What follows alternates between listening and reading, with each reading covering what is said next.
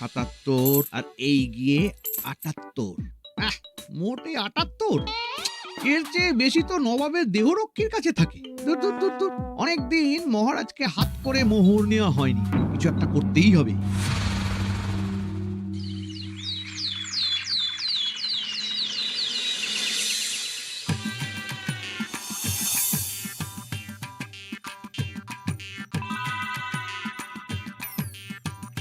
কই গো, কিছু কি ঠিক করলে?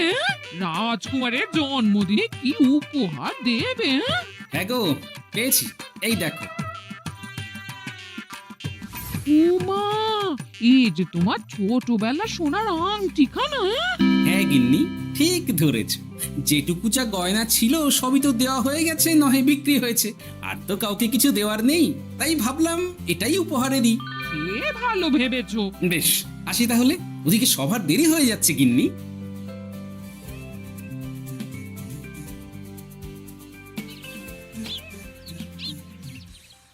আচ্ছা শোনো, একটা কথা বলতে ভুলে গেছিলাম, আজ একটু তাড়াতাড়ি বাড়ি এসো।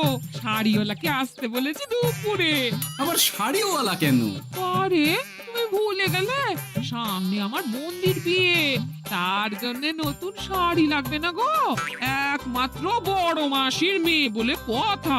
বুঝলাম, তো ওই একটা শাড়ির জন্য আবার আমাকে থাকতে হবে? 3টে শাড়ি উপহারের পাশাপাশি আমারও একটা শাড়ি চাই। হ্যাঁ আচ্ছা, তুমি নতুন শাড়ি নিয়ে কি করবে বলো তো? বিয়েটা তো তোমার বংশীর। বলি, সারাটা জীবন তো এই এক কাপড়ই কাটিয়ে দিলাম, কি দিয়েছো তুমি আমায়?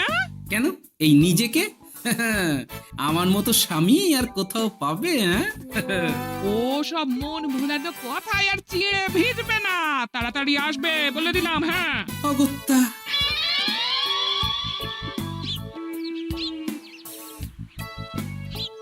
দূর, গিন্নিরও যত কথা সব বেরোনোর সময়। আবার তাড়াতাড়ি ফিরেও আসতে হবে শাড়ির জন্য। দেখি মহারাজকে বলি অগ্রিম বেতনের জন্য, না হলে তো শাড়ি কেনা যাবে না। তাও একটা হলে হতো, কিন্তু এনাকেও দিতে হবে। আসলে সত্যিই তো, গিন্নি আমার কত যত্ন আত্তি করে, কিন্তু তাকে আজ পর্যন্ত তেমন কিছু উপহার দিতে পারিনি। না, গিয়ে বলি।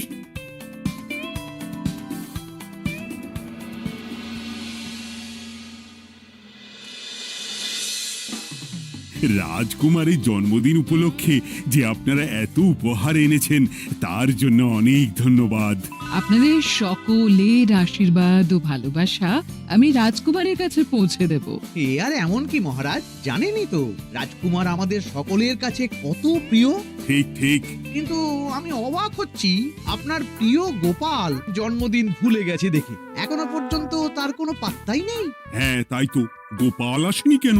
এসে গেছি মহারাজ। তা বলি, এসে তো উদ্ধার করে দিয়েছো, আজ রাজকুমারের জন্মদিন, সে কথা কি মাথায় আছে? ক্ষমা করবেন মহারাজ, আসলে ওই রাজকুমারের উপহার আর গিন্নির আবদার এসবের জন্যই আমার দেরি হয়ে গেল আর কি। এই নিন রানীমা, আমার তরফ থেকে রাজকুমারের জন্য ছোট্ট উপহার।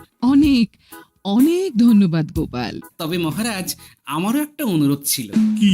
আমাকে যদি অগ্রিম বেতন হিসাবে কিছু মোহর দেন, তাই নিয়ে আমাকে একটু তাড়াতাড়ি বাড়ি ফিরতে হবে। উনি বলবেন আর ওনাকে দিতে হবে, মামা বাড়ির আবদার। যেটা জানেন না তার মাঝে এত কথা বলেন কেন? হ্যাঁ, আসলে মহারাজ, আমার গিন্নির বোনের মেয়ের বিয়ে সামনে, তাই গিন্নি আবদার করেছে ওই নতুন শাড়ি কেনার জন্য। জানেনই তো বিয়ে বাড়ির কত খরচা, তাই। এ তো খুব ভালো কথা, কিন্তু অগ্রিম বেতন কেন? এমন একটা ভালো খবর দিলে আমার তরফ থেকে তোমার জন্য কিছু মোহর উপহার। এই না, ধন্য মা আপনি, আপনার মতো মা থাকতে সত্যি ছেলের কোনো চিন্তা থাকে না রানীমা। ইস, বেটা আবার সুযোগ বুঝে মোহর পেল, কেন যে আমার এমন হয় না। এবার তাহলে আসি মহারাজ, গিন্নি ওদিকে অপেক্ষা করছে। হ্যাঁ হ্যাঁ, যাও যাও, আজ তাহলে সভা এখানেই শেষ করলাম। মহারাজ, আপনার সাথে আমার একান্তে কিছু কথা আছে, আমি অন্দরমহলে গেলাম। রানীমার আবার হঠাৎ কি হলো, ব্যাপারটা দেখতে হচ্ছে।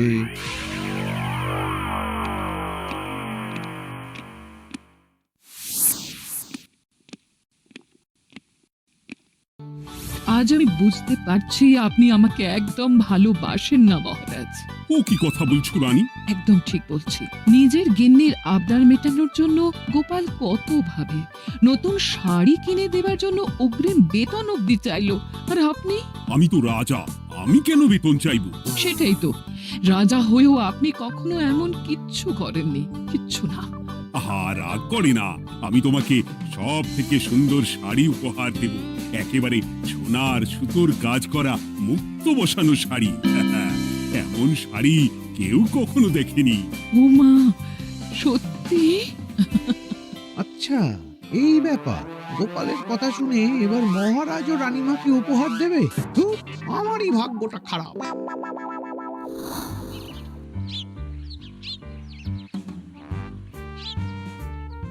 হাজার চেষ্টা করেও গোপালকে আটকানো যায় না। দূর দূর দূর, আমি যা চেয়েছিলাম তা ওই গোপাল পেয়ে গেল। ও কি গো, তুমি কার সাথে কথা বলছো? দুর্ভাগ্যর সাথে। কি সব অলক্ষণে কথা? কি হয়েছে? কি আর হবে, সবই তো তোমার দোষ। আমার দোষ? হ্যাঁ, তুমি আমার কাছে বায়না করো না কেন কিছু? তুমি বায়না করনি বলেই আজ আমি রানীমার কাছ থেকে মোহর পেলাম না, কিন্তু গোপাল পেয়ে গেল। এবার বুঝলাম। ঠিক আছে, এখন তাহলে বায়না করছি, তুমি কাল গিয়ে সেটা রানীমাকে জানাবে। ঠিক আছে? হ্যাঁ, করো করো করো, বায়না করো, বায়না করো। কি চাই, কি চাই, কি চাই? পেয়েছি। তুমি রানীমাকে গিয়ে বলবে যে আমার একটা সোনার হার চাই। এই না হলে আমার বউ। দারুণ চাল চেলেছো।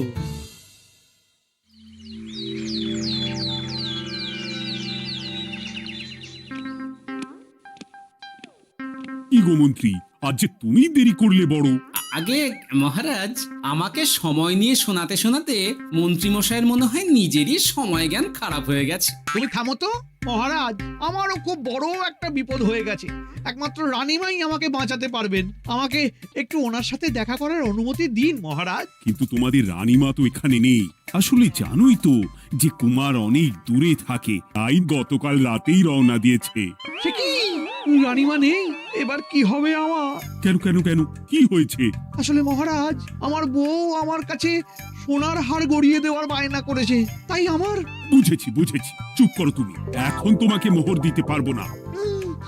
কেন মহারাজ? পরের মাসে দিতে পারবো। আসলে তোমাদের রানীমাকে সোনার সুতো দিয়ে কাজ করা এক শাড়ি উপহার করেছি সদ্য, যার জন্য অনেক খরচ হয়ে গেছে। তাহলে আমার সোনার হার পরের মাসে গড়িয়ে দিও। এটা তো ঠিক না। গোপাল আপনার প্রিয় বলে যখন যা চায় তখনই সাথে সাথেই পেয়ে যায়, আর আমার বেলায় এমন। এমন কোনো ব্যাপার নয় মন্ত্রী। মহারাজ, আপনি বরং আমাকে দেওয়া মোহরগুলো আমার অগ্রিম বেতন হিসেবে ধরুন, না হলে মন্ত্রীমশাই এমন অভিযোগ বারবার করবেন। আহা গোপাল, তোমাকে তো স্বয়ং রানীমা উপহার দিয়েছেন, এসব কিছু করতে হবে না। যেমন আছে তেমনই থাক। ঠিক আছে, আমিও দেখে নেব পরে। কি দেখে নেবে মন্ত্রী? না না, ও কিছু না মহারাজ, পরেই দেখে হার গড়ানোর কথা বলছি।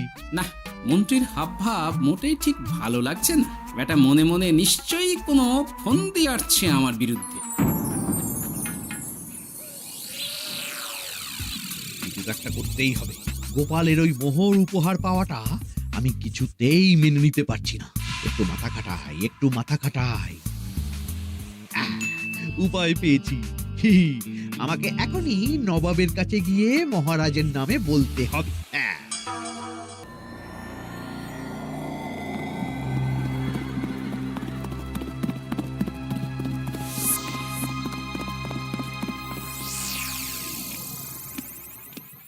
প্রণাম নবাব বাহাদুর। আরে এদি কৃষ্ণনগরের রাজা কৃষ্ণচন্দ্রের মন্ত্রী, তো হঠাৎ এখানে কেন? আমি নবাব বাহাদুরকে আন্তরিক ধন্যবাদ জানাতে এসেছি। কিসের জন্য? এই যে আমরা খুব খুশি রাজা কৃষ্ণচন্দ্রের মতো একজন শক্তিশালী রাজা পেয়ে। শুধু সামরিক বলেই নয়, আর্থিক, সামাজিক, রাজনৈতিক সব দিক থেকে। আর এটা সম্ভব হয়েছে আপনার মতো একজন নবাবের মহারাজের ওপর কৃপা দৃষ্টির জন্য। বলতেটা কি চাইছো তুমি? এই, তেমন কিছুই না, আপনার গুণগান করছি। নইলে আপনিই বলুন না, আমাদের মহারাজ কখনো সোনার সুতোয় বোনা মুক্তোর কাজ করা শাড়ি কিনে রানীমাকে উপহার দিতে পারে? কি সোনার শাড়ি? হ্যাঁ, এমন দামি শাড়ি যা হয়তো নবাবের কাছেও নেই। ঠিক আছে ঠিক আছে, তুমি এখন আসতে পারো। আর শোনো, আমি তোমাদের রাজ্য পরিদর্শনের জন্য লোক পাঠাবো। কবে কখন সেটা কাল তোমাদের সূচনা পাঠিয়ে দেবো, কেমন? তো, ঠিক জায়গাতেই আগুনটা ধরিয়েছি মনে হচ্ছে। বেশ। ব্যাপারটা আমার মোটেই ঠিক লাগছে না উজির। কৃষ্ণচন্দ্রর মতো এক সামান্য রাজা এত দামি শাড়ি কিনলো কি করে? কালো বাজারি করছে না তো? আমিও একই কথা ভাবছিলাম হুজুর। এক কাজ করো, কালকে কৃষ্ণনগরে খবর পাঠাও। 2 দিন পর রাজকার্য পরিদর্শনের জন্য তুমি সেখানে যাবে। সব খতিয়ে দেখবে, আর কিছু বেগতিক বা গরমিল দেখলে সেটা বাজেয়াপ্ত করে নেবে, কেমন? আজ্ঞে হুজুর।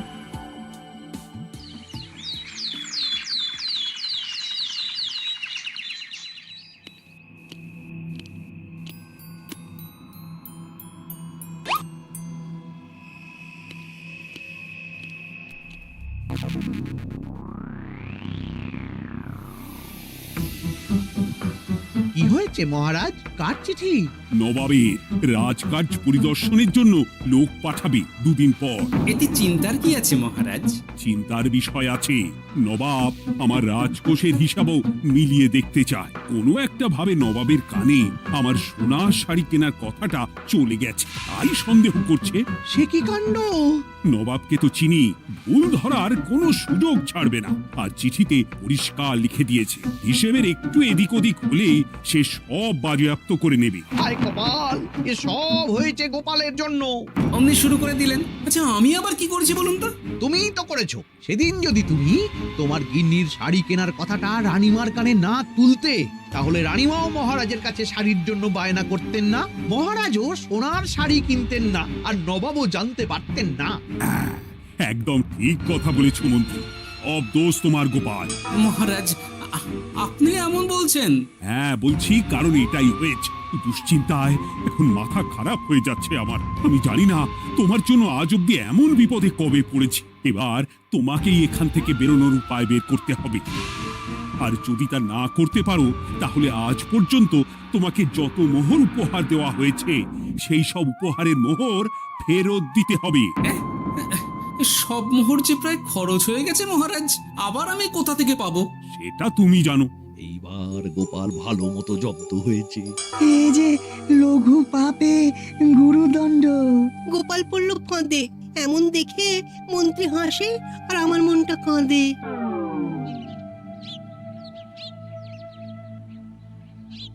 এখানে বসে কি করছো গো গিন্নি? এসে পড়েছ? ওমা, তোমার মুখটা এমন শুকনো দেখাচ্ছে কেন? আর বলো না, এই হিসেবের ঠেলায় সবকিছু বেহিসাবি হয়ে যাচ্ছে একেবারে। আচ্ছা, তুমি কি করছিলে ওই রসিদগুলো নিয়ে? দেখে হিসেব করছিলাম এই মাসে অনেক খরচ হয়েছে কিনা, সেই বুঝে পরের দিনগুলো চালাতে হবে গো। কি বললে? রসিদ দেখে হিসেব কষা? রি, এটা তোমার মাথাতেই আসেনি। ধন্যবাদ গিন্নি, আরো একবার তোমার জন্য এই যাত্রায় আমি বেঁচে যাব মনে হচ্ছে। বেঁচে যাবে কেন?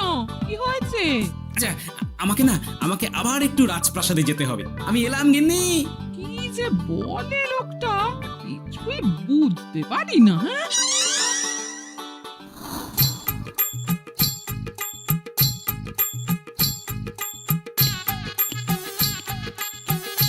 আসতে পারি মহারাজ? এ কি গোপাল, তুমি? আর কোনো চিন্তা নেই মহারাজ, নবাবকে হিসেব বোঝানোর উপায় পেয়ে গেছি। কি বলছো? কি কি কি উপায়? এই দুদিনে আপনি শুধু সকল প্রজাদের কাছ থেকে পুরনো রসিদ সংগ্রহ করুন, তাহলেই কেল্লা ফতে। তাই নাকি? আর নয়তো কি? তবে এ ব্যাপারে মন্ত্রী মশাইকে কিন্তু কিচ্ছু জানতে দেওয়া যাবে না। শুধু আমি যা বলছি তাই করুন মহারাজ। সে তো বুঝলাম, কিন্তু প্রজাদের থেকে পুরনো রসিদ সংগ্রহের কথা ঘোষণা করলেই মন্ত্রী এমনিই জানতে পেরে যাবে। চিন্তা করবেন না মহারাজ, আমার কাছে এটারও উপায় আছে। আপনি শুধু খেয়াল রাখবেন যাতে এই কথা 5 কান না। বাকিটা ভরসা রাখুন, কৃষ্ণনগরের একটা ঘাসও নবাব বাজেয়াপ্ত করতে পারবে না।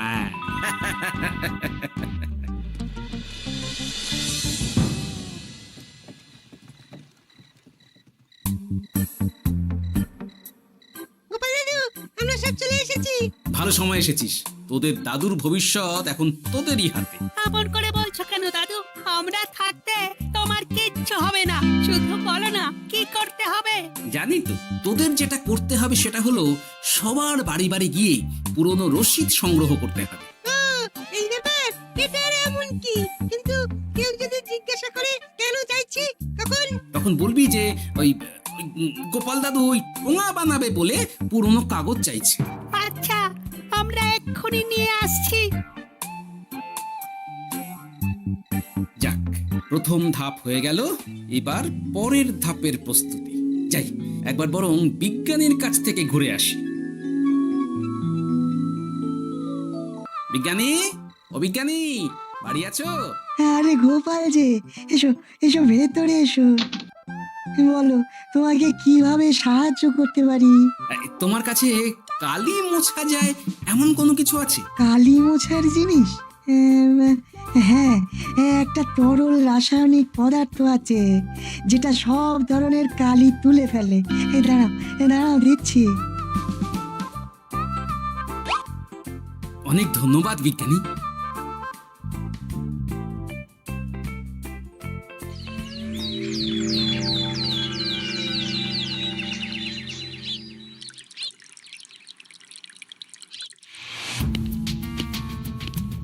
আসুন আসুন, আপনার জন্যই তো অপেক্ষা করছিলাম। তাই নাকি?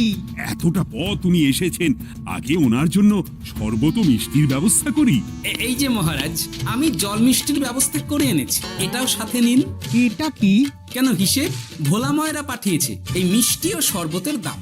এর মধ্যে এই কাজের সাথে যুক্ত ভোলা ময়রা আর তার পরিচারকের পারিশ্রমিকও যুক্ত আছে। হ্যাঁ, আসলে আমাদের মহারাজ তো প্রতিদিনের খরচ খুব হিসেব করে চলেন, তাই। ও, আমি একটু বসবো? নিশ্চয়ই, ওই তো ওদিকে বসার জায়গা। আপনি কি হাওয়া খাবেন উজির সাহেব? তাহলে রশিদে ওটাও যুক্ত করব। মশকরা হচ্ছে? আহা, রেগে যাচ্ছেন কেন? আপনার সাথে মশকরা করার মতো স্পর্ধা আমার নেই উজির সাহেব। আসলে মাসের শেষ তো, তাই একটু বেশি হিসেবে চলতে হচ্ছে আর কি। আমাকে হিসেব দেখাচ্ছ? আর রাজা কৃষ্ণচন্দ্র যে সোনার সুতোয় বোনা শাড়ি কিনতে পারলো, সেটার হিসেব কোথায়? একটা সামান্য রাজা এত অর্থ পায় কোথা থেকে? এ আবার কেমন কথা? মহারাজ যা কিনেছেন সেটা তো তার জমানো অর্থ দিয়েই কেনা। আমি বিপথে কোনো কাজ করি না।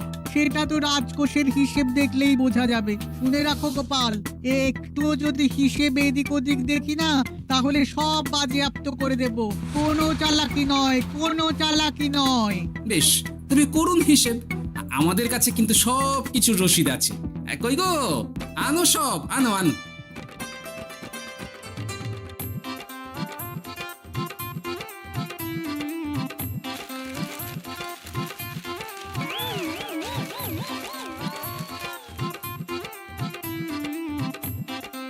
হ্যাঁ, এত রসিদ? আপনি বরং নিশ্চিন্তে হিসেব কষে নিন, আমরা আসি।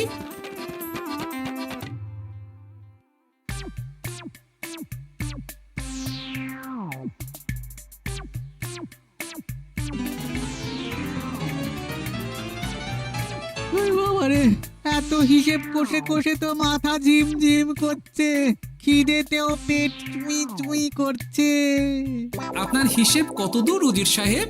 আমাকে এখান থেকে নিয়ে চলো গোপাল, আমি আর পারছি না। ও কি, অঙ্ক কষে কষে তো আপনার সব শক্তি শেষ হয়ে গেছে দেখছি। আচ্ছা চলুন চলুন চলুন, কিছু মুখে দিয়ে দিন, তাহলেই শক্তি আসবে। তাই চলো।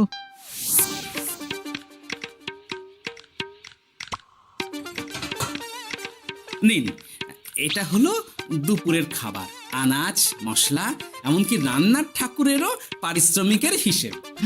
এবার আমি পাগল হয়ে যাব। আমি আর কোনো হিসেব দেখতে চাই না। সব সময় কি আর হিসেব নিয়ে চলা যায় নাকি? কি আর করা যাবে বলুন? হিসেবে না চললে আপনি তো মহারাজের উপার্জনের উপর সন্দেহ করবেন, আর বেশি খরচ হলেই সম্পত্তি বাজেয়াপ্ত করবেন। তাই বলে সব কিছুতেই হিসেব? কোনো একদিকে বেশি খরচ হলে বাকি দিকগুলো এভাবেই কম করে চলতে হয়। কি ঠিক বলিনি? আমি আমার ভুল বুঝতে পেরেছি গোপাল, এবার আমাকে রেহাই দাও। আসলে তোমাদের মন্ত্রী নবাবের কাছে গিয়ে তোমাদের রাজা নামে উস্কেছে। কি মন্ত্রী? এই রে খেয়েছে, এবার পালাতে হবে দেখছি। ঠিক জানতাম, মোহরের জন্যই এত কিছু। তাই তো নবাব এমন করেছেন। বেশ, এবার আমি ফিরে গিয়ে নবাবকে সব জানিয়ে দিচ্ছি। সত্যি গোপাল, তোমার তুলনা হয় না। আর মন্ত্রী, আগে মহারাজ, তুমি যা করেছো তার কোনো ক্ষমা নেই। তোমার জন্যই আমার এত হয়রানি হয়েছে। ভুল হয়ে গেছে, আমাকে ক্ষমা করে দিন মহারাজ। গোপালের ওপরে হিংসে করে এমন করেছি, আর হবে না। একটা সুযোগ দিন মহারাজ। হ্যাঁ মহারাজ, সুযোগ দিয়েই দিন। বেশ, তবে তোমার শাস্তি হলো রানীমাকে আমি যে সোনা শাড়ি কিনে দিয়েছি সেটার পুরো দাম তোমাকে আমায় দিতে হবে।